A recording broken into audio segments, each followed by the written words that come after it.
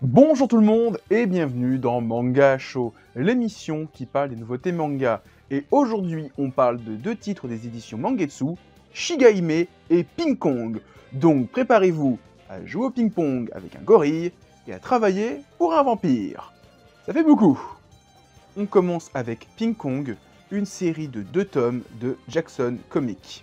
On commence avec Ping Pong, une série de 2 tomes écrits et dessinés par Jackson Comics. La série est sortie en 2019 dans le Shonen Sunday de Shogakukan, et en France, c'est Mangetsu qui édite les 2 tomes de la série. 2 tomes sortis en même temps. Résumé. Kotomi et Takumi sont 2 sœurs jumelles passionnées de tennis de table. La première se révèle être douée dans ce sport, à contrario de son aîné qui n'a aucun talent particulier, et ce, malgré une pratique plus ancienne. Cette différence de niveau les éloigne petit à petit et mène Takumi à prendre une décision irréversible. C'est désormais sous la forme d'un gorille qu'elle montrera l'étendue de ses capacités aux côtés de sa sœur.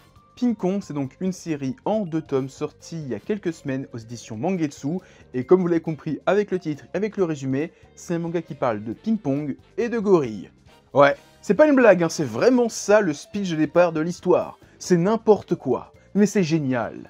Et oui, je suis d'accord, ça peut paraître débile au premier abord. Mais ne vous y trompez pas, la série se veut quand même plus maligne qu'elle ne le laisse paraître. Parce que quand on regarde bien la métamorphose de la sœur en gorille, ça a un but, ça sert le récit. Alors oui, c'est complètement débile de voir une gamine devenir du jour au lendemain un gorille. Mais le truc du gorille, c'est en fait pour représenter une différence. Si tu remplaces la transformation en gorille de Takumi par, je sais pas, une maladie, un accident ou bien un handicap, eh bien, d'un coup, la série parle de l'exclusion, de la différence, du regard des gens sur toi. Oui, Takumi est pointée du doigt parce qu'elle est différente, mais ça peut être le même pointage de doigt que quand t'es en fauteuil roulant, quand t'es sourde, quand t'es aveugle, ou je sais quoi encore.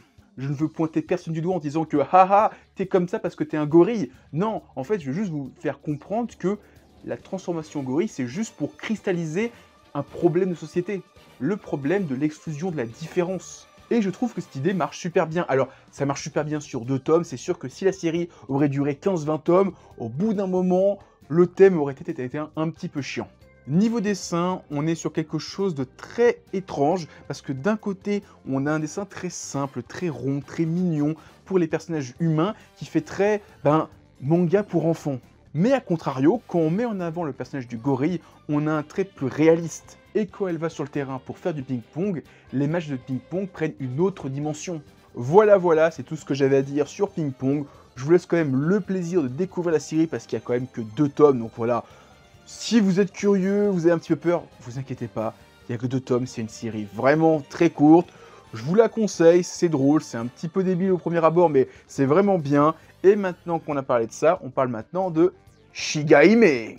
Une série en 5 tomes écrits et dessinés par Hirohisa Sato. La série a commencé en 2016 dans le Tokuma Shoten, et en France, c'est Mangetsu qui édite le manga en sortant le premier tome au mois de février. Comme je l'ai dit, la série fait 5 tomes au Japon, et donc avec le rythme de normalement un tome tous les 2 mois, on aura la fin en fin d'année. Voilà, maintenant, petit résumé. Osamu Hirota est un lycéen à l'existence banale et ennuyeuse. Son quotidien va prendre un tournant radical à la suite de sa rencontre avec l'envoûtante Miwako, une vampire immortelle, et de son ancien serviteur Soichi Tachibana.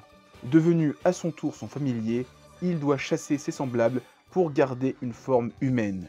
Comment Osamu fera-t-il face à sa nouvelle vie?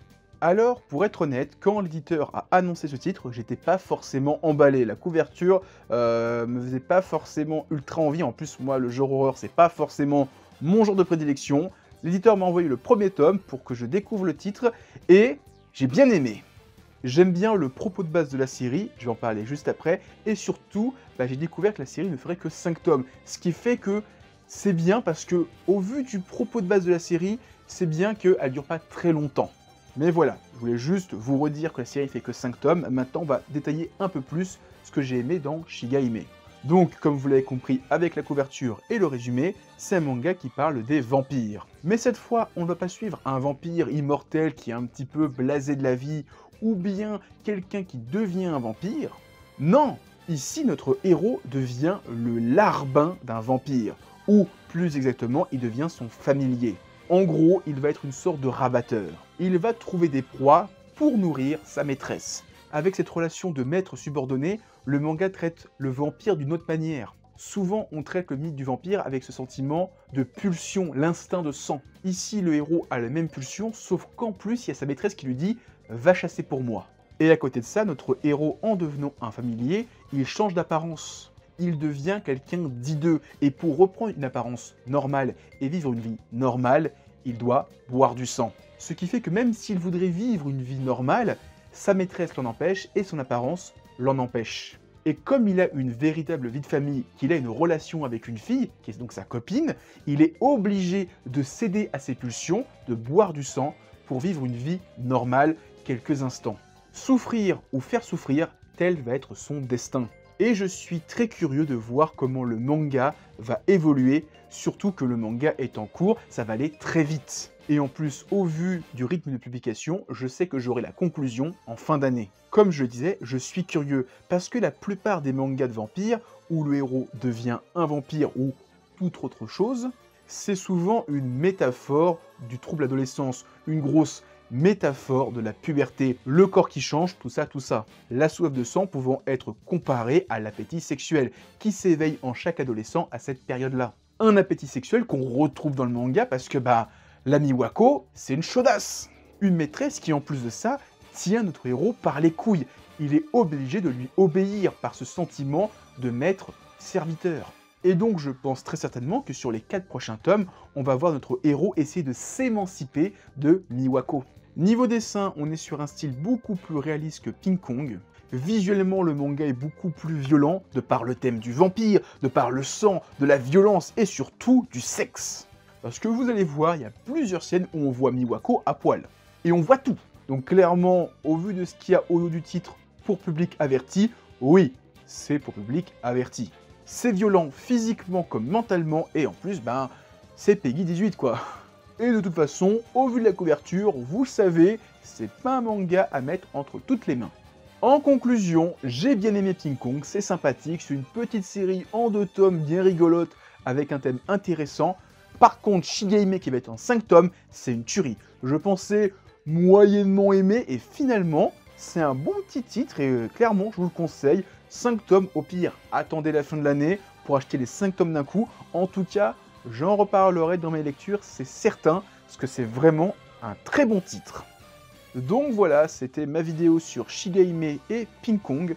J'espère que vous l'avez aimé, si c'est le cas, laissez un pouce bleu, laissez un commentaire, partagez la vidéo, ça fait toujours plaisir. En description, vous avez des liens vers mon Twitter, mon Discord, mon Instagram, enfin, tout ça, tout ça. Et maintenant, je vous dis à plus, et continuez à lire des mangas. Allez, ciao tout le monde!